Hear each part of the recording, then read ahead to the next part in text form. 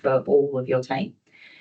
Planning is the one thing. You plan more, all of a sudden you start to go through scenarios of what might happen once you start to implement something. You need to plan for it, because if you don't, you can't be the one that is actually championing that word.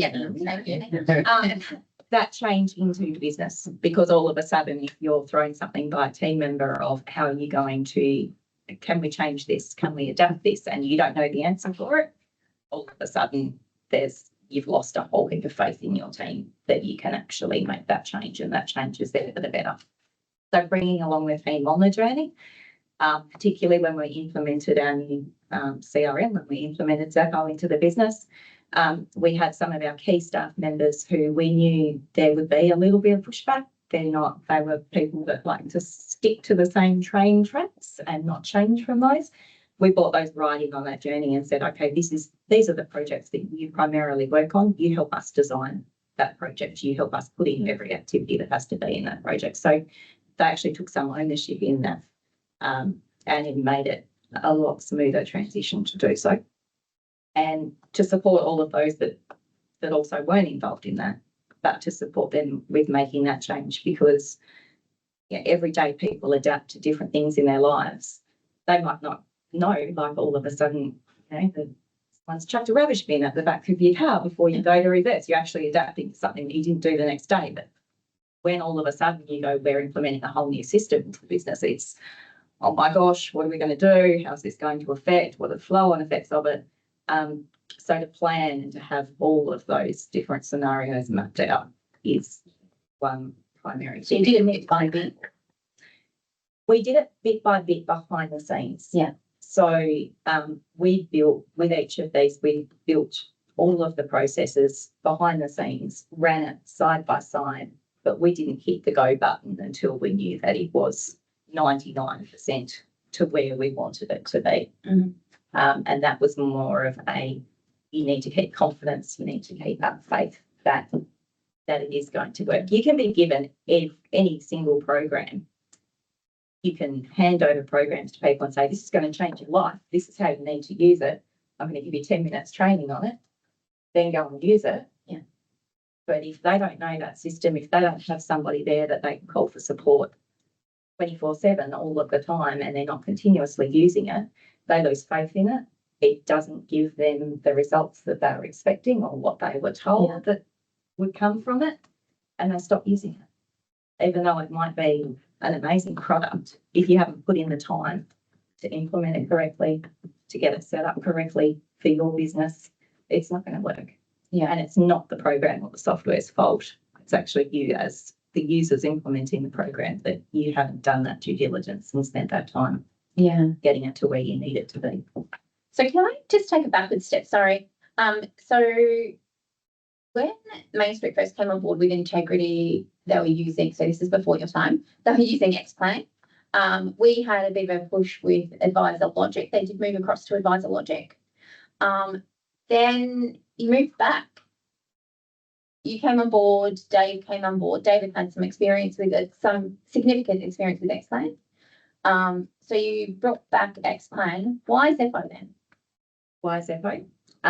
Because we bought in Xplan. So this is well before my time. But Xplan came back.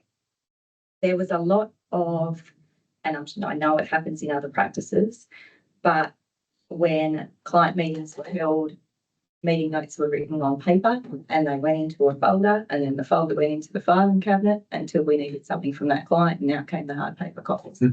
And there was nothing put into the CRM. Yeah. So when I ask for an audit, it's a mad scramble to try to find the documents and upload documents and be able to provide access to those. Yep. So when I came on board, the team had so Dave and the other employees in the business had started bringing back in Xplan again. It started putting all of the data back in to Xplan. What had come across from Advisor Logic was the data wasn't great. It took forever to actually pull across things of it. It wasn't happy. Yeah. When Dave had first looked at Xeppo, it was a little bit in its infancy and wasn't ready to just make that switch. So when I come on board and then they were looking at Xeppo again, and for a program such as Xeppo, it grows all the time. It's evolving all the time. It's making changes. It hasn't got to a point and gone, right, we're going to stop here. Yeah. Which I feel sometimes Xplan has got to that point and have gone, we've got to our peak, now we're stopping. You know, you try and decipher things from here. Yeah. Xeppo is continually making adjustments and changes and making improvements to the system all the time. And it's of the benefit of us. It's our feedback that we provide to them that they then make those enhancements to the program. Yeah. Xeppo also, because it's the one system that you can look at, and in open API talks to everything else and pulls everything in. Yeah. So you're looking at the one thing that is pulling in information from everywhere. And they're open to having other systems also be able to link in as well. So, for example, when you were just talking about risk profiling, and we're using capital preferences, we've linked up capital preferences to speak with Xeppo about how they can actually connect in with Xeppo. So those results that are coming from the clients will be able to be then seen in Xeppo direct view. So you're seeing an entire picture of a client or a group, which includes your multiple clients, your SMSF, your trusts, all of that, all together in that little one package. Yeah. That is the main one benefit to being able to see a client holistically all on one screen. Yeah. Amazing. And that's when you've got multidisciplinary practices with accounting or finance, things like that involved, you can feed that data through as well to get that comprehensive look at the client. Absolutely. And cost savings for you guys at that, bigger practice? Cost savings were huge. Yeah. Are still huge. So before, we are actually a smaller team than when I first came in. When I first came in, every single employee had an Xplan license. So all advisors, all paraplanners, all CSOs, reception, administrative team are all having Xplan licenses. We are now down to our paraplanners having Xplan licenses, and I have one. Yeah. That's it. Yeah. Everything else is viewed through Xeppo. So our advisors now only have Xeppo. They see absolutely everything. The only reason as to why our paraplanners have it ultimately is for our modelling. Yes. And the data feeds. They will utilising the data feeds though. Yeah. So they run under mine. Yeah. Yeah. And the paraplanners just use it. Okay.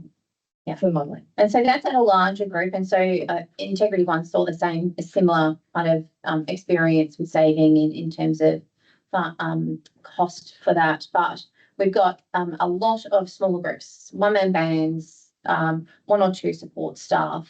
So we're looking at how that can also be of benefit. And we're looking at some pricing from that perspective so that there's either it's on par with what you're paying now or it's a little bit cheaper. But it's a big project. Yeah, and I would say right now what we pay monthly for Xeppo would be half of the cost of one licence for Xplan.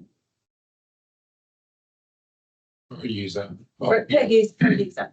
For one single user is half the cost of one user's Xplan fee per month. Yeah. And that's across the board. That's all of us. And it's simple, right? It's simplistic. It's not, you need this license, you need this one, and you need this one, and you need this one, and you need this one, which is what Xplan is. It's very overwhelming at times, and you're not quite sure if you're actually using that license or not. Yeah. Yeah. Okay, great. So the main reasons as to why we did all of this change in our business was both efficiency for our advisors and our engineering. So we are in a position where we want to grow our business. To be able to do that, we need to make sure that we have solutions in place that make us more efficient, to limit and minimise human error by using different systems, by using a lot of manual data entry. We wanted to automate a lot of that, and also be able to get reliable and complex data reporting.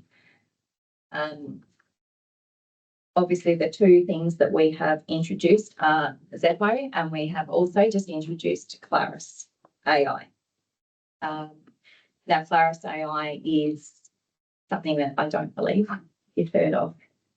I think there's a few people have maybe had a look at it. I certainly had a look at it as well. So Claris AI It is specifically file note for financial planners.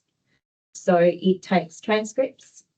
You actually record your meetings with your clients. You put the transcript into Claris AI and it will create your file notes for you. It will also do follow-up emails following your client meetings. And in addition to that, it will actually do all of you'll tick off on all of your compliance in your file notes when it produces the file note. So it actually does it itself. And I've got examples. This is good for financial planning, isn't it? So it's been developed by financial planners for financial planners, and it's domiciled in Australia. There's nothing that goes offshore. No. But it's templated, right? You can load your own templates and you load, I want my file note to look like this rather than doing prompts. It's, I want my file note to look like this. Do you do power planning requests through it? Not for our. Okay, so there are some that will do your power planning requests as well. So it's all templated, and so, yeah. And it also does different file notes. So you choose if you want it to be a general meeting file note, if it's an initial client meeting file note, if it's an SOA presentation, if it's an annual review presentation, you put your file note templates in there and it will create your agendas for you. You'll see. So sorry, so file notes are not done through Claris, they're done through your transcript's done, We dump a transcript. you dump transcript from To like record a Teams meeting. Teams or something like that, or whatever. Or we it use might as be. Teams. So the main reason as to why we went with Claris AI, yes, there's lots of others out there, like you just mentioned, Otter, but there's so many different transcription programs out there. But when you actually start looking at their privacy policies, which are the 360-page document that they hide on their website, you actually start looking into that, and I mean doing the search and the find, you'll find that a lot of them there actually state that if they have too much capacity, they will send your transcript outside of the country where you have recorded your transcript to come back to you, which I don't like. Obviously, it's breaching everything that's not being retained in Australia. That's the information kept, yeah. Or the other thing is that it can be the reporting can be no longer, it's either stored in EU or outside of the EU zone, in which case that's not us for a start anyway. And similarly with America, that it may be kept outside the state of California and on their websites. When you first look at them, it will be, we'll keep it secure. We've got so much, to be kept in your country. But when you actually go into those documents, it's very clear that it's not actually concretely said. So really important when you're looking at all of these things from a compliance perspective, what you're looking for is that they apply the Australian standard of privacy. That's what they need to be doing, and that's really important. Yeah. So with bringing in Zeppo, our main efficiency was that it actually removed double up of tasks, which were happening from our advisors going down to our engine room. And it does provide really simple manipulation in regards to you can set up projects and how you want those to flow with different activities through them. And the advisors can manipulate those individual projects. It doesn't have to be the way that Xplan is, for example, how it has its threads. And once you set those threads, that's it. There's no changing it. It will go down in that flow. The difference with Zeppo is you can ultimately individually change every single client's activities as they flow through. It also has the virtual assistant, which removed a lot of our manual documentation that we were creating for our clients. Instead, that is automatically pushed out. It's coded documents, so you do have total control over the documents that are provided to the client.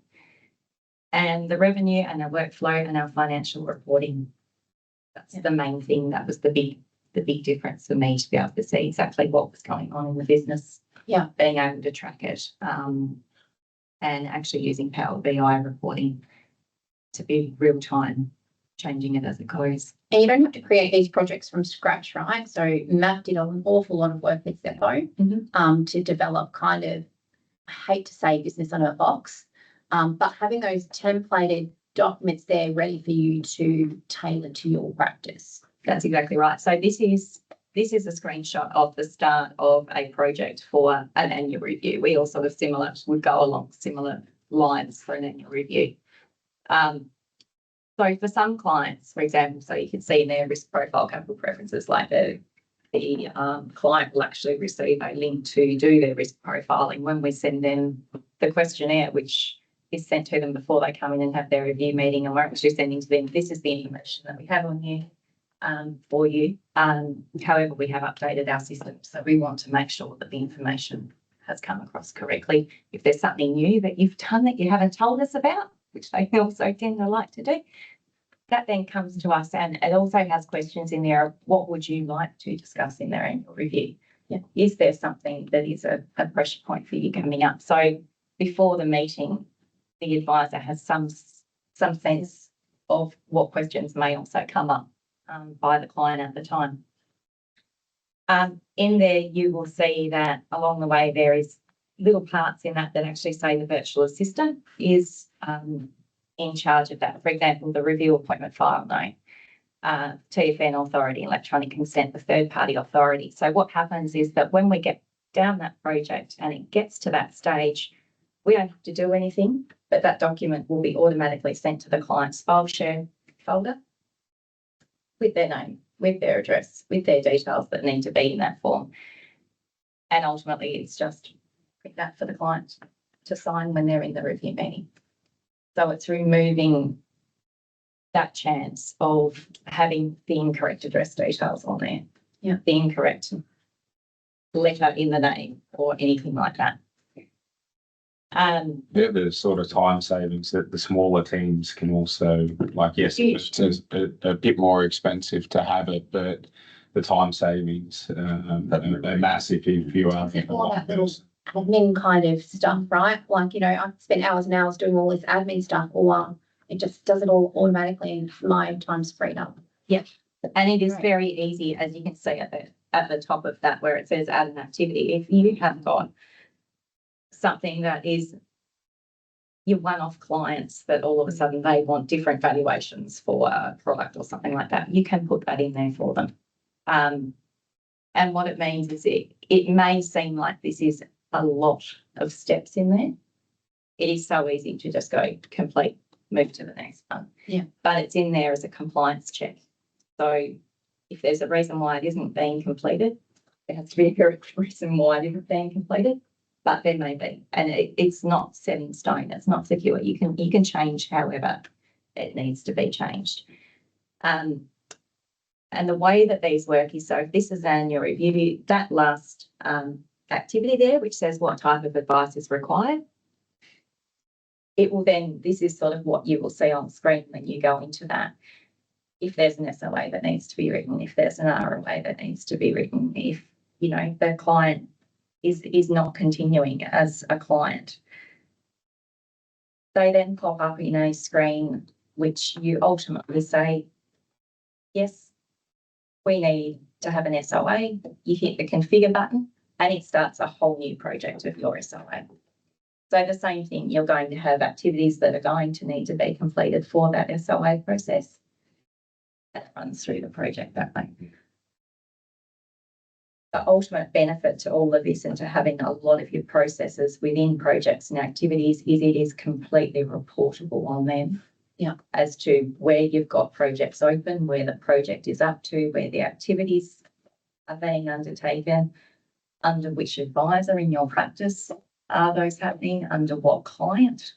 So has the client needed, if the level of service that you're providing to that client in the last 12 months. Yep, they've had 3 ROAs. They've got multiple TDs which are requiring ROAs.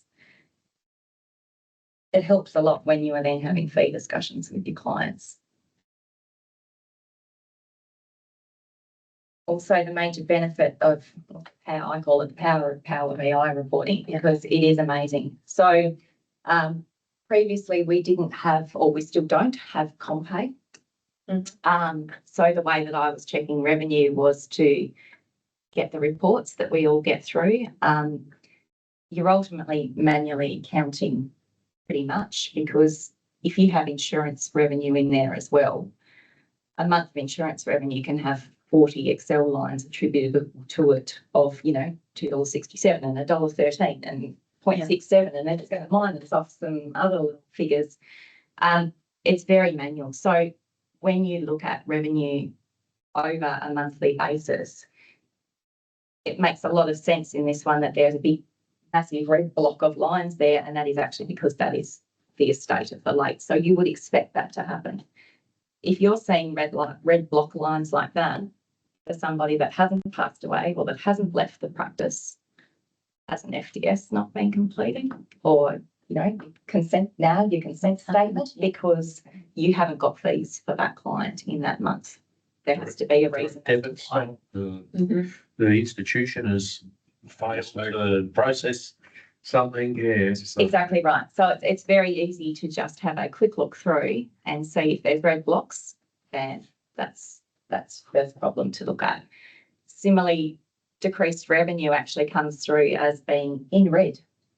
So you're also going to see that highlighted straight away. And it may be that they had an accumulation in a pension account that you were taking both fees from both accounts that now moved completely to a pension account. They don't have the accumulation. So some of those would make sense. But some of those that you haven't had that happen, and all of a sudden it may have been a misalignment between a trust and an individual agreement. Well, all of a sudden the trust hasn't had their consent statement or their FDS done, but the client has, and you're actually missing out on those fees. So you're able to see sort of this updates on as of the 1st of the month from our 2 pay runs. So on the 16th, I can go in there and look and see exactly what hasn't come through on the 15th pay run. On the 1st, I'll go through and see what hasn't come through on the final pay run of the month. You can also just search for ongoing or upfront. So you're actually seeing those new clients that you've brought on board, their upfront payments have come through. And obviously you can split between advisors as well as an overall holistic approach. And you can manipulate it. You can manipulate it within Power BI. You can make as many fancy different charts of probably haven't seen since high school or something like that, because I haven't, because they go, do you want a pie? Do you want a bar? Do you want a graph? Yeah. It's all there. It's all very easy. And the amount of reporting that you can do into each process is, so you can go back over months, you can go back over years, you can go back, you can see whether or not a project is active, you can see whether it's completed. You can ultimately click through all of those, and it will actually underneath will give you the client's name and where the project is at. Yeah. So if a project has stalled for a specific amount of time and you want to know exactly why it's stalled, you can click on that and it will take you exactly straight to the project info. So you can see exactly where that's up to and why. Something new that has only just come through on a new line of reporting that I've been looking at is you can actually now do also your whole of business performance reporting. So you put in, which is all of your expenses. So Xeppo will pull in obviously all of your revenue data that comes through, but you can manually also put in all of your expense data. And then all of a sudden you can track your expenses for your advisors attributable to the revenue that they pull in. Yeah, great. You can track your activities and projects against that advisor revenue. Yeah. You can also, obviously put in KPI benchmarking for advisor revenue and monthly expenses as well, and see exactly how you're tracking. So this is one of these things where they continue to enhance and develop it and make it very user friendly. So now Claris, so specifically designed for financial planning, and obviously the changing of transcripts to file notes in their wonderful file note design just happens within minutes. One of the other things is you can completely determine how long you want that recording to stay on Claris AI for. You can also determine how long you want the transcript to stay on Claris AI for. Yeah. So if a client leaves your practice, you have total control and total faith in the fact that you can permanently delete everything. So nothing is then stored in Claris. You can still have it stored on your system. Yeah. You keep it on your system, but there is nothing nowhere external to your business that information is kept. What do you guys do? Internally, we save everything onto our system Yep. as well. Whilst the client is still a client, it is still retained in Claris because Claris will allow you to preview a client for their next meeting. And it'll actually come in and it'll say highlights. So it will pull from their last meeting. They said that they were going to go to Europe. Yeah. And it'll have in there potential questions that you can Yeah. ask your client when Yeah, they great. come in next. Great. So it's a massive time saver than you Yeah. having to Rather than read. actually writing out what my next questions are for the Yeah. next review before I Yeah. have it. Correct. Yeah. So the biggest fear obviously is losing client data, is bringing AI into a business that is going to leak client information. I hate ChatGPT. I don't like any of the employees of the business using ChatGPT because it's open and it's learning. Yeah. And a big no-no. I think other than that, the other main thing that we have done is we've completely ring-fenced our office. Through Yes, very much.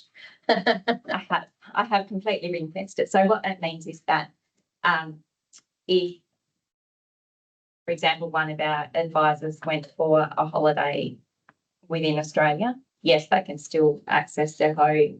They can still do some things attached to our business. Some things in our SharePoint, like our client folders, are not fully accessible to them. If they're overseas, they have access to Office 365 emails, and that's about it. To the point where when we were actually doing our compliance checks with Caroline last week, and Caroline said, "No, just share the folder and I'll be able to get the stuff out." And I went to try and share it with Caroline. No, she's outside. She's outside of our four walls of our building, which is completely. She was completely locked out. Couldn't see any of our files, and it's been done on purpose because it's. I guess the only other benefit that we have of bringing in Xevo is that we're also using their portal. We're about to start using their document portal. But even through Xevo, I couldn't access SharePoint folders. You couldn't see our SharePoint folders, Yes. correct? Yeah. So our clients will be able to see their client portal in Xevo. They will be able to upload to our SharePoint, but they can't actually, it doesn't go back the other way. Yeah. They can't access anything in our And SharePoint is that unless how we you- provide it to them. Is that how you're sharing like SLA? It will be, etc.? Yeah. there will not be any correspondence that comes from our office that contains personal client information will be made accessible to them through Xevo, through the Xevo portal. Great. What's the delay at the moment? Me. Okay. It's ultimately, I need to make sure that we have documentation to send out to clients. So Xevo has got a whole heap Yeah. of information, but it is me actually changing it so that it is Main Street and that I have all of my team on board of this is how we onboard clients into the portal. Great. That's the only thing that's stopping me. Yeah. Is me. And it's like training the client, right? This is how we're going to do it in the future. This is how you're going to see And so what we'll do is when we have our annual reviews, that's then when we'll bring the clients in and explain and get them hooked up. And it's no different to them viewing their accounts on NetWealth or Macquarie or anything now. It's you go onto the portal to FA. Yeah. There it Do you is. have a link through your website to it? Like, I'm just thinking to make it easy for clients, they don't remember the name Xevo. No, but what Xevo does, it's a bit clever in the fact that if you share a document through Xevo, it will actually send an email straight away to the client saying, "Dear, Here it is. Here's the link. you have a new document Yeah. that has come through," and they literally just click and that will Right. take to the login. Great. So, and all of that is automatic. You don't need to do that email. You don't need to push it out. You can, if you want to, you can make individual contact with the client to let them know. Yeah. But it solves all of that. I mean, I guess the problem is I can ring fence our office as much as I like and try and keep it as secure as what I can, but we can't confirm that the clients have just as much security on Yeah. their computers at home or Exactly. wherever they're Yeah. accessing documentation. So what staff members, Rocky, are assisting the clients through learning how to use these new login portals and things like that? Is it the advisor? Is it you? Is it admin? The advisor would originally have that conversation because they will be in the meeting with the client. Yep. But then it doesn't need to be the advisor that takes them Beyond through that, that. yeah. So once all of that, so the whole thing is to bring the team, the entire team, anyone in the team can then help a client. Yep. So if an advisor's busy doing something else or, you know, their next appointment is there, someone else in the team can then go into an office and show that client, take them through the Yep. process. So clearly with Claris, you have your retention and your deletion periods for your recordings and transcripts, as I've mentioned. The other amazing thing about Claris is it actually reduces any personalisation from the transcripts before it puts it into the file note. So the file note that it comes out with in the end, you will put in the client's name as to who that relates to. It takes out so before it goes through any of its AI process, all of that personal information is removed. Okay. In addition to that, it is stored in Australia. They have 2FA, they have local hosting in 1, 2, 3, 4, 5, 6, 8 places around Australia. And they also obviously make sure that that data never leaves Australia. So to show you what we do, so every single meeting we will just hit a Microsoft Teams meeting and have that running on the laptop. Mhm. After you have clearly stated to the client, this meeting is going to be recorded. Do you have any concerns? No, no worries. So ultimately what you will see there is what you would normally get from any type of recording that you do when you hit transcript and it will push out a document. That document then you load into Claris. So, and you're going to load it in there after you have said, yes, this is an annual review. So it knows that it's working off an annual review template and it will put that into there. So what you get from that, and apologies, it is very small. I've also had a Caroline moment here, but what that does is it will bring up your meeting objectives and it will do all of this for you. So you don't need to sort of say during your transcript, okay, so these are your new goals and objectives. It will automatically do it for you. So it'll give financial updates. It will do changes in the client's circumstances. It'll do meeting objectives, goals and objectives, changes to those goals or new goal material that's come up in that meeting. It'll do a review of their financial snapshot. It'll do significant changes or updates. It'll do a key meeting objectives that were talked about during the review discussion. It'll also bring up strategies that have been discussed during the meeting. It will also have a section at the very end, which is compliance, which ultimately then goes through everything that you need to have from a compliance perspective on all of your different templates that you have in there. So I see it's got a little whiteboard. That is actually Dave. Dave is a whiteboard person. Yeah, that's fine. A lot of people who are. That is just a photo of the whiteboard Yeah. discussion that is had with the client, which he then also puts in. Yes, Copies it straight in. Yeah. So it's all there all together. It'll give key insights from the meeting. It'll actually have a section where it says questions asked. And that will be questions asked by the client. And then your response to the client will also be so you can very easily can prove, yes, actually, we did discuss that with the client because that's where the client asked the question and that was where I gave my answers to. It also then obviously in advance it says this is what the meeting objectives were. These are the actions that need to happen from the meeting and it will state whether or not that's the client that needs to complete those actions or that's the advisor that needs to complete those actions. It probably when I was talking with Dave about this before I came up here, he said he probably spends about 3 minutes after it has compiled that to make any necessary changes to it. And it's ultimately just checking everything that has been talked about. It's not perfect. It's never going to be perfect. And it may be that it is, you know, a sort of muffled conversation from the client, or you're unwell and it doesn't pick up your voice as well as it should. But you never go, considering the time that it takes to spend a couple of minutes after he has put it into this wonderfully presented file note, is a lot simpler than reading back through your handwritten notes or going back through a transcript that has recorded everything that's come out at 33 pages long. Yeah, it's a lot simpler to do that. So once it has done that, you then get to a point where you can see the transcript that you have originally put into Claris AI. You then see a file note where that is the file note that has pulled everything, all of your full transcript into an actual file note. And then you see a follow-up email. So what this will do is it'll actually do a subject, it'll do the dear to the client, and it will write an email to the client about your discussion, what you talked about, what actions need to be taken. It'll do an overview and a brief summary on the discussion and the next steps that we had.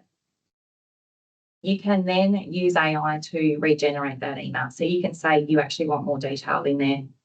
You want it to be more formal. You want it to be shortened. You want it to be longer. You want it to, you know, have a different tone.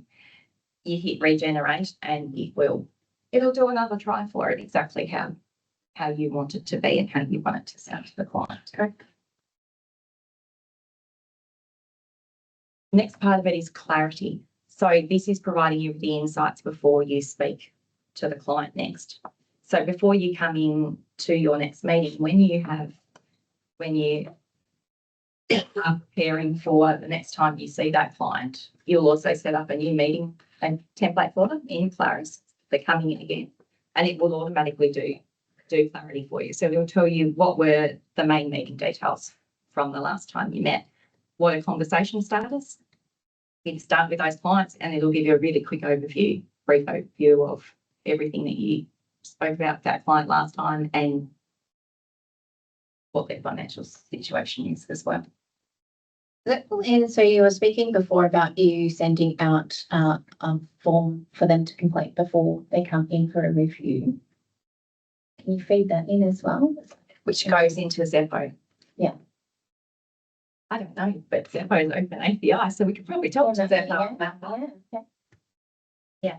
Which is the benefit of Xeppo is, it is all open API. So it's really a bit endless. If you can find different programs that can interact with Xeppo and continue to get that whole overall picture. Great. That's massive benefit. Fabulous. So each advisor will have their own login for this right here, and then the support staff get access to what's online here as well, or? So you do. So you have an advisor connected to the license plus 2 support staff for each license. Okay. Yeah. And it's not very expensive. When I'm talking about how much we save through Xeppo, this is also not very expensive. What it can produce. Are there certain prompts for this software that you specifically ask the client to make sure that, you know, that you've asked all the correct questions, or you just go through your usual, you know, if I was to use this today and go through my usual review meeting, have you found that it picks it up, or is that there might be a few extra things that I actually might need to adjust? The benefit of this is, so we've only just started this at its infancy. We know we can do a lot more endless things with this, but the benefit is when you have, before you're sending out that email to the client after the meeting, it'll actually highlight, no, you didn't talk about this, suggest you send it in the email. No, so it will raise what you haven't spoken about and what you need to speak about. So you can cover that off in the follow-up email. Yeah. Does it do it live in a follow-up meeting? Do you know if it can do it live? So going, this is my agenda. Have I covered everything live? I don't. Sorry. I don't know that. It's not me that uses it. No, I don't know that it does do that. Potentially. Not if you've got it done, no transcript in. Yeah, exactly. Yeah. There is the ability to record straight into the program, but I don't believe that they have got that on point yet, which is why they are actually saying Introduce the recordings. Yeah. From put the Teams or whatever you get. Okay, so it's the transcription, it's not the get converting. Great. Yeah. Does anybody have any questions? That's a lot. 11:46. I know, I can still ask if they have questions. There are a lot more of these types of programs coming out. Do your due diligence. Happy to have a chat with you about it. But yeah, it's very exciting about where we can go now with AI technology, machine learning. Awesome. Right. Thanks, Rafi. Cheers. So we're going to close off this section. Please make sure you do your feedback. For those online, that was in the email that I sent. For those in the room, there are some, make sure you're not doing the check-ins. Sorry, I've split them, you might want to, yeah. If you can do that now, just give me 5 minutes to try to set up the next session. We're going to do some ethics stuff. Just the feedback.